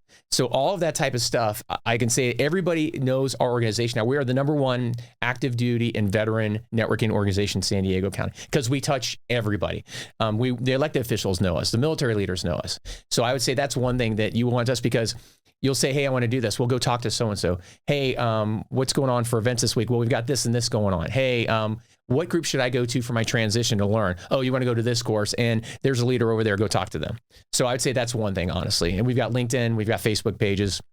I just want to add to that real quickly, though, if somebody's away from here, is you have chapters outside of San Diego, definitely, across the country. DC, Colorado Springs, you've got Denver's a big one, Orlando's a big one, Austin's been on and off, Orange County, Temecula, there was San Francisco chapters kind of starting, so they're all over the place. And we do have people inquire and saying how we can start when we say you have to have 3 people to start it, and then we can talk from there. And we've got our national chapter nonprofit's almost established. We're waiting for the final paperwork right now.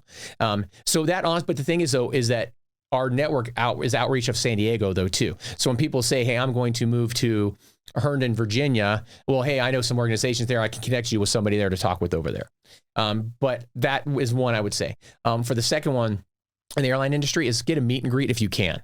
So that's where you meet like the chief pilot or representative of the chief pilot. That is a big, big way for you to probably get into the airlines. Actually, right now, I've got a friend that lives in Florida that I may be trying to get him a meet and greet to come out here to LA, and he's willing to come out here just to do that, to help out with this, help out with that airline stuff.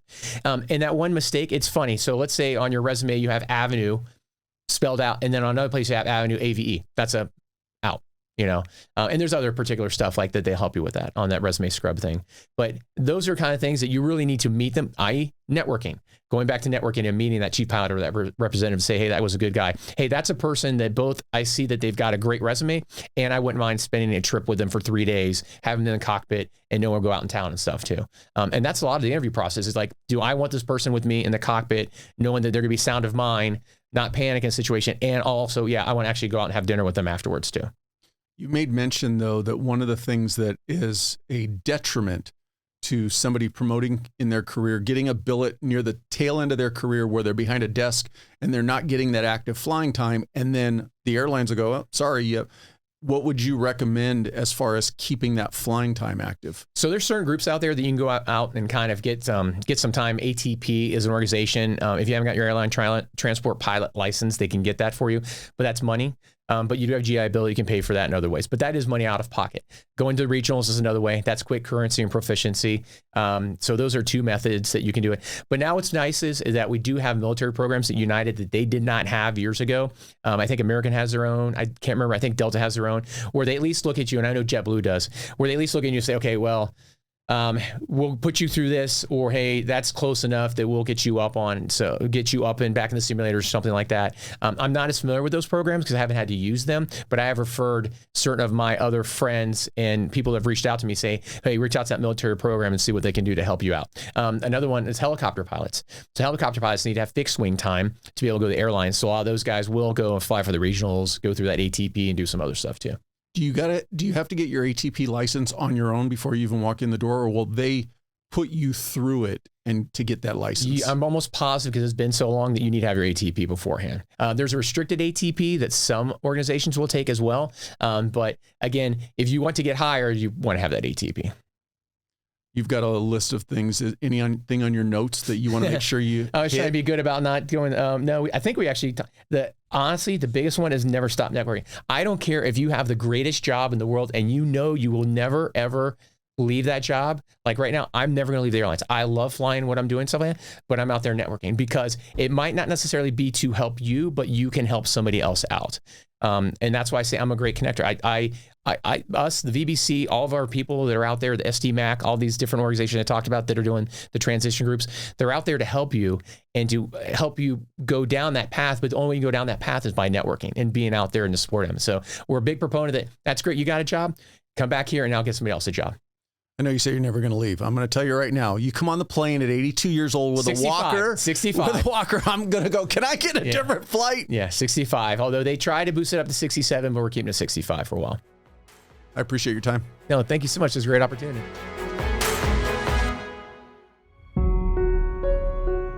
I appreciate you watching. But before you go, if you like the video, please hit that subscribe button. Also, any comments are appreciated. Thank you.